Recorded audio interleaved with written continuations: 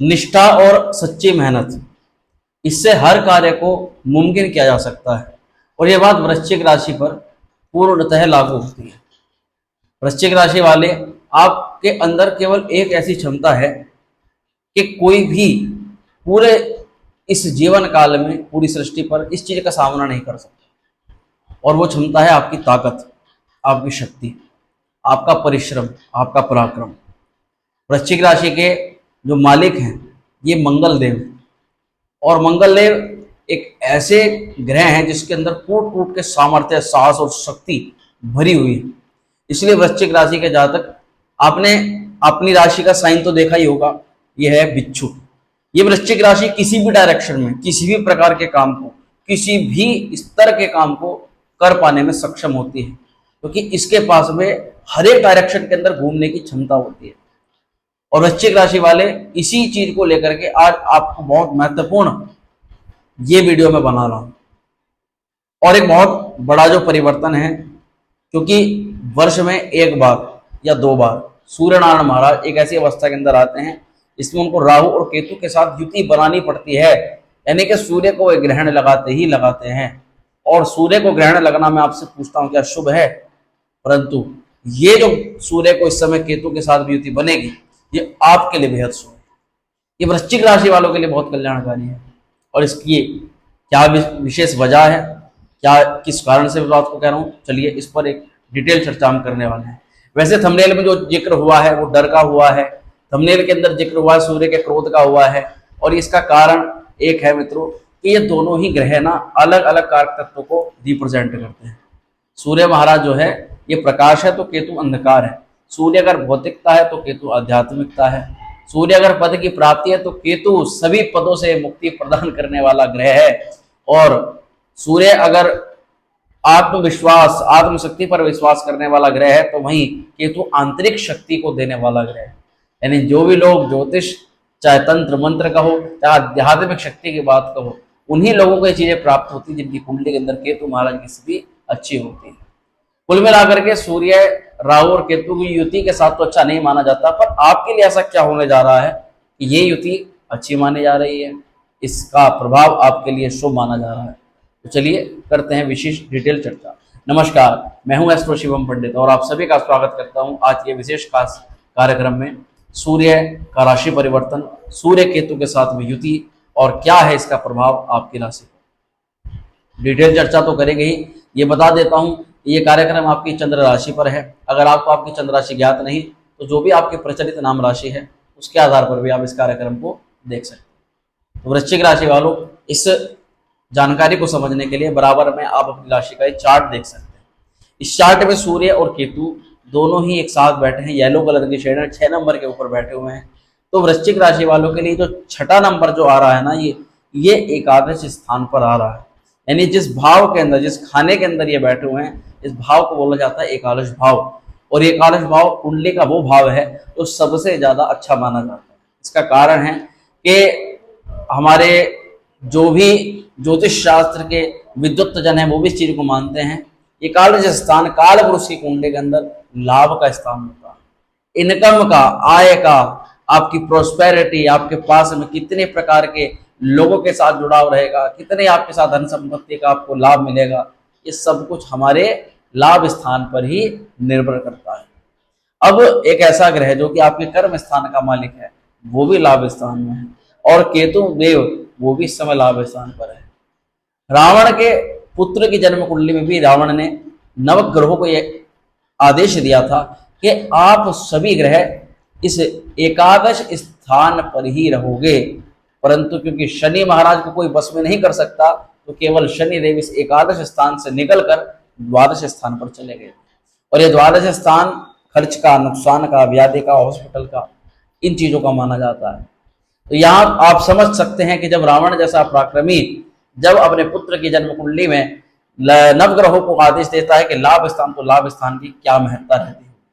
तो यहाँ सूर्य केतु की ये ग्रहण युति भी आपके लिए अनिष्ट कारक नहीं मानी जाएगी, ये आपके लिए शुभ ही मानी जाएगी, क्योंकि ज्योतिष शास्त्र में ये भाव लाभ भाव माना जाता है।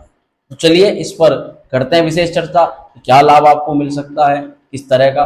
तो ये जो गोचर हो रहा है मित्रों, ये 16 सितंबर को होने जा रहा है और लगभग 16 से 17 अक्टूबर तक सूर्य देव यहाँ पर केतु के साथ युति बना करके रहेंगे। केतु वैसे भी आपके लिए गोचर काल में 1 साल से 1.25 साल से मान के चलो तो 1 साल नहीं तो लगभग 6, 7, 8 महीने तो ज्यादा मान के चलो लाभकारी है। केतु आपके लिए शुभ है, अशुभ किसी भी अवस्था के अंदर नहीं है। सूर्य की ओर युति आ रही है, तो सबसे पहले ये जान लीजिएगा कि सूर्य यहाँ पर आपको क्या लाभ दे सकता है। देखिए, ये जो जानकारी होती है ये लाखों करोड़ों लोगों पर केवल एक राशि से देखी जाती है, इसीलिए पूर्णतः सटीकता से जानने के लिए तो आपको आपकी लग्न कुंडली, आपका लग्न, आपकी सब चीजें आपको पता होनी चाहिए। कुल मिलाकर आपको आपकी जन्म कुंडलिका का विश्लेषण करवाना चाहिए, परंतु लाखों करोड़ों लोगों पर इसमें कुछ ना कुछ फायदा जरूर होता है। तो सूर्य एकादश स्थान पर आएगा। सबसे पहले तो मैं आपको बता दूं कि सूर्य है राजोकारक। राजोकारक ग्रह वो होता है जो कुंडली में शुभ फल देने वाला होता है, अच्छा फल देने वाला होता है। तो बहुत अच्छी स्थिति है। सूर्य एक अच्छे भाव के मालिक है, राज्य भाव के मालिक है, नौकरी के घर के मालिक हैं, करियर के मालिक हैं, लाभ स्थान पर जा रहे हैं। तो यहाँ आपके करियर में आपकी प्रॉस्पेरिटी, करियर में उन्नति, जॉब का लाभ, नौकरी की प्राप्ति, नए रोजगारों के अवसर, नए इनकम के सोर्स का बनना, ये सारी चीजें दिखाई दे रही है। यानी अल मिलाकर के यही आप ही एकमात्र राशि है, नहीं तो 12 की 12 राशियों के बारे में हमने जो वीडियो बनाई है वो आप देख सकते हैं जान करके। केवल आपकी राशि के बारे में मैं अलग बता रहा हूँ, उसका कारण है कि ये आपके ही गोचर लाभ स्थान पर बनना है। वहीं देखिए, अगर आप किसी गवर्नमेंट जॉब के अंदर हैं, किसी गवर्नमेंट सेक्टर में आप काम करते हैं, गवर्नमेंट से जुड़ा हुआ किसी प्रकार का कार्य कर रहे हैं, तो भी ये गोचर आपके नौकरी में हर प्रकार की समस्या को कम कर सकता है और आपको लाभ प्रदान कर सकता है। सरकारी नौकरी की तैयारी करने वाले जातकों के लिए भी ये गोचर अच्छा माना जाएगा। राजसिक या राजनैतिक क्षेत्रों के लिए भी इस गोचर को शानदार फल देने वाला समझा जा रहा है। और यहीं पर सरकारी नौकरी की पद की प्राप्ति की बात कहो, प्रमोशन की बात कहो, तो पूर्णतः राजयोग यहाँ पर बन रहा है। एक होता है कि हम काम तो कर रहे हैं, काम में हमारा मन नहीं लग रहा, या काम में हमें वो आनंद नहीं आ रहा, काम में हमें कुछ सीखने के लिए नहीं मिल रहा, तो मित्रों इसमें हो सकता है कि कई सारे वृश्चिक राशि वालों की नौकरी में कुछ परिवर्तन आ जाए, इसी तरह का काम में चेंज आ जाए, किसी तरह का आपको ट्रांसफर से संबंधित काम आपका अटका हुआ है वो पूरा हो जाए, और आपके बॉस के साथ में, आपके अधिकारी वर्ग के साथ में जो चल रही संघर्ष है, उस संघर्ष को ये कई हद तक समाप्त कर सकता है। देखो, केतु एक ऐसा ग्रह है जो कि अचानक घटनाओं को जन्म देता है, एक्सीडेंटली कार्य को सिद्ध करा देता है और एक्सीडेंटली लाभ भी करा देता है। सूर्य केतु की युति, क्योंकि सूर्य आपकी राशि के लिए मुख्यतः नौकरी के कारक है, दोनों ही अच्छी अवस्था के अंदर है, तो एक अभूत, एक अचानक से एक अच्छा परिवर्तन, अच्छा ही कहूंगा मैं तो, किसी प्रकार का नेगेटिव हमको यहाँ नहीं दिखाई दे रहा, एक अच्छा परिवर्तन आपके करियर सेक्टर पर यहाँ पर हो सकता है। हो सकता है आपका प्रमोशन हो जाए, आपकी इच्छित काम, आपकी इच्छित पोस्ट आपको प्राप्त हो जाए।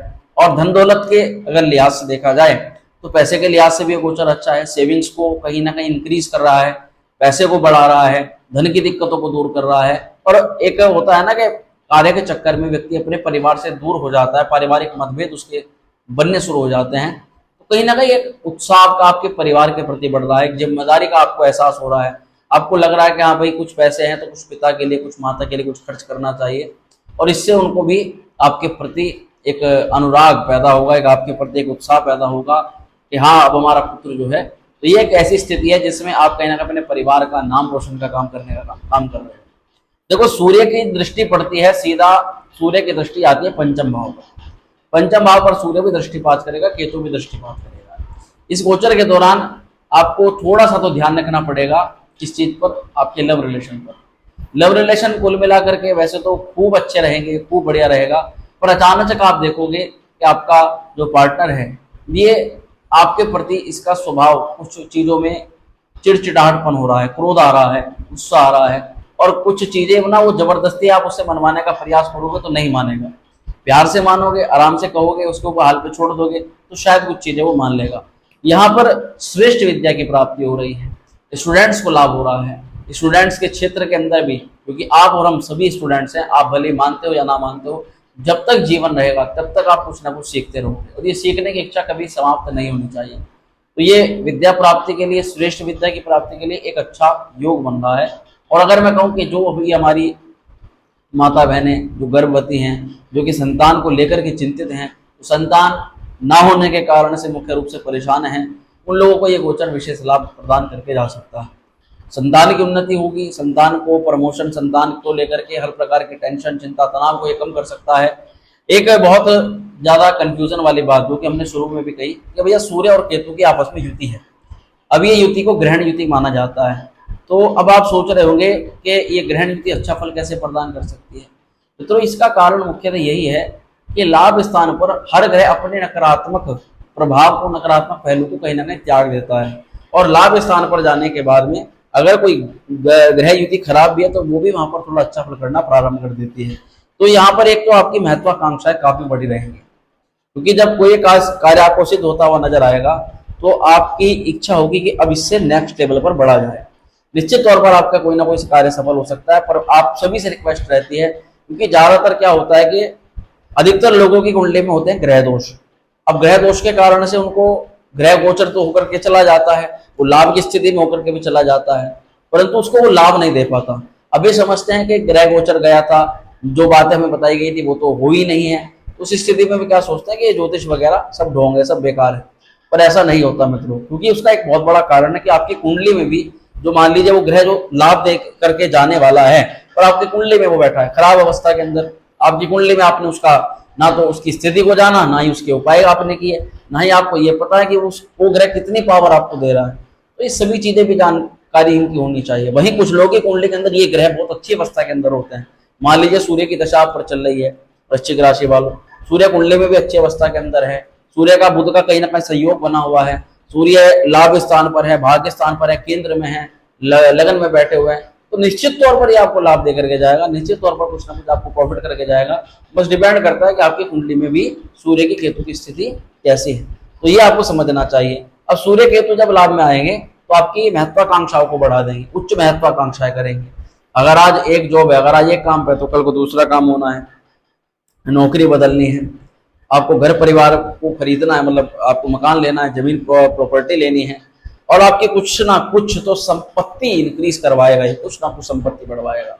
पिता की ओर से कई मामलों में जहाँ तनाव, जो दिक्कतें चल रही थी उनको कम करेगा, पिता की ओर से कुछ वित्तीय लाभ मिल सकता है। और हाँ देखो, एकादश स्थान होता है सपोर्ट का, बड़े भाई भी हो सकता है, आपके अधिकारी वर्ग का जो कोई बड़ा व्यक्ति है उसका भी हो सकता है, आपको बड़े बुजुर्गों की सहायता सपोर्ट भी हो सकता है। तो ये एकादश स्थान आपको इन सभी मामलों में लाभ देता है।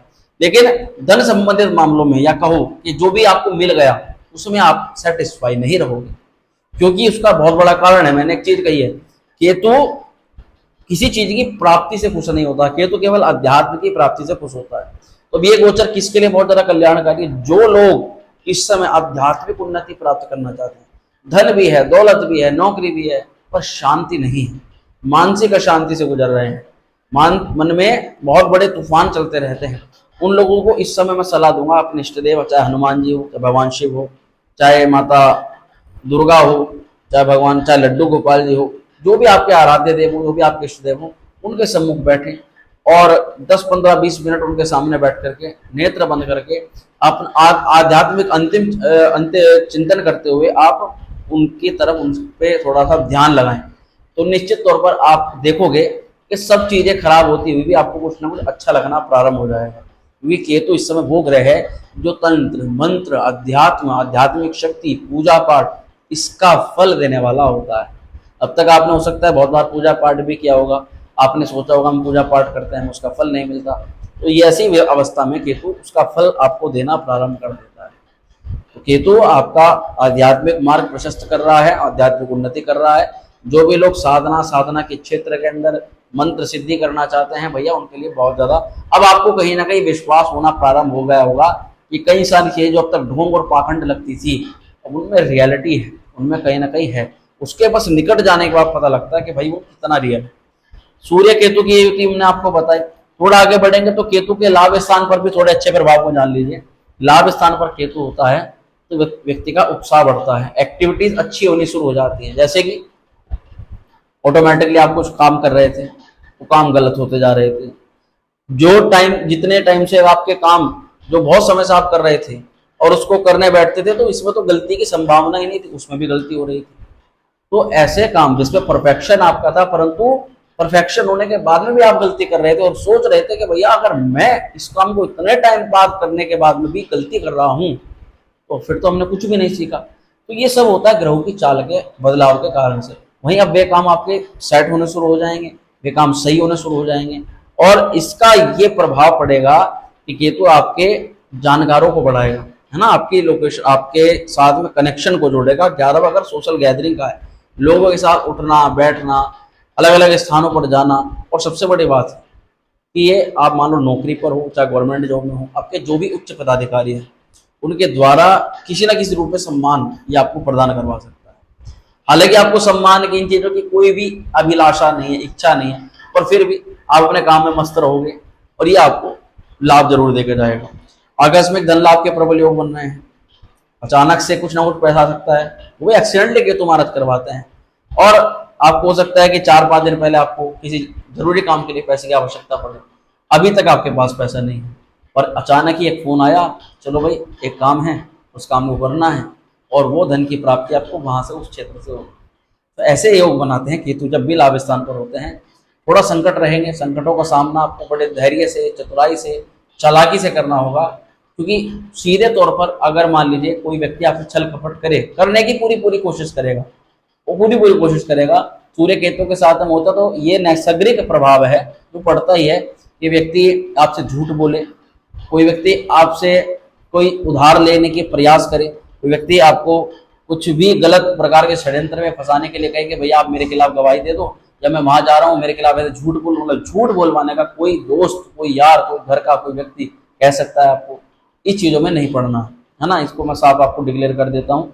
और चतुराई और बुद्धि से आपको, चालाकी से काम लेना है, वैसे ऑटोमेटिकली केतु आपको चालाक बना देगा इस टाइम के दौरान, क्योंकि सीधेपन में बहुत कुछ आप खराब कर चुके हैं। ठीक है, केतु की दृष्टि भी क्या है ना, ये पंचम पर है। अब केतु की दृष्टि थोड़ी प्रॉब्लम करती है। जैसे मैंने कहा विद्यार्थियों को लाभ होगा, विद्या का लाभ होगा, तो लाभ तो होगा, परंतु उस लाभ के बीच में रुकावटें रहेंगी। उस लाभ को फोकस करने में जब भी आप जाओगे, क्योंकि केतु की दृष्टि या केतु का प्रभाव कहना चीजों से छुड़वाव करवा देता है। जब पढ़ाई करने के लिए बैठोगे तो एक चुनौती का सामना करना पड़ेगा, खुद से एकदम मन नहीं करेगा, खुद से स्टडी करने का मन नहीं करेगा, इसको कराना पड़ेगा। पर एक बहुत जबरदस्त बात यह है कि यहाँ आपको स्वार्थी और चालाक बनने से ही इस समय गोचर में लाभ मिलेगा। ठीक है, अगर बात करें इसके नेगेटिव इम्पैक्ट की, क्या कुछ साधारणतः इसके नेगेटिव इम्पैक्ट माना जाता है, क्योंकि हमने कहा कि जरूरी नहीं कि सारी चीजें सत्य ही हों, क्योंकि कुंडली के अंदर भी ग्रहों का अलग अलग प्रभाव होता है, और सूर्य केतु की युति तो शुभ मानी नहीं जाती, पर आपके लिए अच्छी, क्योंकि लाभ स्थान में आ रही है। तो केवल इस चीज का ध्यान रखना होता है कि कहीं किसी के आप गलत बहकावे में ना आए। कोई चीज आपको लाभ कमाने के लिए अलग अलग प्रकार के कुछ भी, जैसे स्टॉक में इन्वेस्ट कर देना, शेयर मार्केट में कर देना, वो तो आपको इतना फोर्स कर दे कि भाई ये चीजें मैथमेटिकली हैं, ये चीजें ऐसी नहीं हैं, ये चीजें इनसे लाभ हो जाता है, और आप उसकी बातों में आकर के इन्वेस्ट कर दिया या किसी भी चीज को खरीद लिया। तो अगर आप किसी दूसरे की बात पर मान करके इस समय अगर आप कुछ चीज कर रहे हो, कोई काम कर रहे हो, तो आपको जरूरत है एक बार अपने आप से पूछने की, अपने अंदर से, कि आपके हिसाब से वो काम या वो चीज क्या सूटेबल है, कि वो व्यक्ति अपने हिसाब से आपको बता रहा है, आपको अपने बारे में नहीं पता, अपने बारे में उसको ऐड करके आपको तब उस चीज को करना है। अगर आपको सही लगता है तब आपको फिर आगे बढ़ना चाहिए। दूसरा, पिता, गुरुजन, बड़े लोग, अधिकारी वर्ग के लोग, इन लोगों से इस समय पीरियड में कोई ना कोई व्यक्ति आपसे कटु शब्द में बात करेगा, जरूर करेगा। कोई ऐसी बात कर सकता है जो आपको बुरी लग जाए, जो आपका मन दुखी हो, आपको गुस्सा आए, आपका क्रोध बढ़े, हो सकता है। तो उस अवस्था को ऐसे टैकल करना है, इधर सुन करके इधर से निकाल देना है, और बस अपने काम पर फोकस रखना है। इस बात को दिमाग में जितना आप सोचोगे, जितनी बार चलाओगे, उतना आपके साथ में जो भी आप एक्टिविटी करोगे, यानी जो भी काम करोगे, वो काम कहीं ना कहीं खराब होते हुए चले जाएंगे। तो ऐसा नहीं करना है, अपने काम पर फोकस बना करके रखना है। और केतु की सूर्य की जो युति बनेगी, इसमें उपाय के तौर पर आप क्या करें, आप प्रतिदिन एक तो सूर्य को अर्घ्य दें। जब भी हम कहते हैं राहु और केतु के अक्ष पर जब भी आता है, पर उन लोगों के लिए बहुत अच्छा होता है जिन लोगों की कुंडली में सूर्य खराब। ऐसी अवस्था में सूर्य के लिए जब दान पुण्य पूजा पाठ किया जाता है तो सूर्यदेव प्रसन्न होते हैं, सूर्य की कृपा हमें मिलती है। और उस कृपा को प्राप्त करना चाहते हो तो आदित्य हृदय स्तोत्रम का पाठ करो प्रतिदिन। आप रविवार को सूर्य देव को अर्घ प्रदान करो तांबे के पात्र में, और केतु के बीज मंत्र का जाप करो, और केतु की खाली के मंत्र का भी कर सकते हो, ओम केतवे नमः। गणपति जी की आराधना करना इस समय सबसे ज्यादा सर्वश्रेष्ठ रहेगा, जो मुझे लग रहा। तो मित्रों, आशा करते हैं जो जानकारी हमने आपको बताई है ये कई हद तक आपके कार्य आए। और गोचर निश्चित रूप से अशुभ नहीं है, गोचर का फल अच्छा है। कुंडली के अंदर ही ग्रहों की स्थिति विपरीत हो तो क्या कह सकते हैं, उसके लिए तो कुंडली ही देखना पड़ता है। तो सटीकता से जानने के लिए आप अपनी कुंडली का विश्लेषण ही करवाएं, मैं आपको वही कहूंगा। वीडियो पसंद आई हो तो लाइक करिएगा, शेयर करिएगा, बन रहिएगा हमारे साथ में। मिलते हैं अगले वीडियो में। ओम श्री विद्या।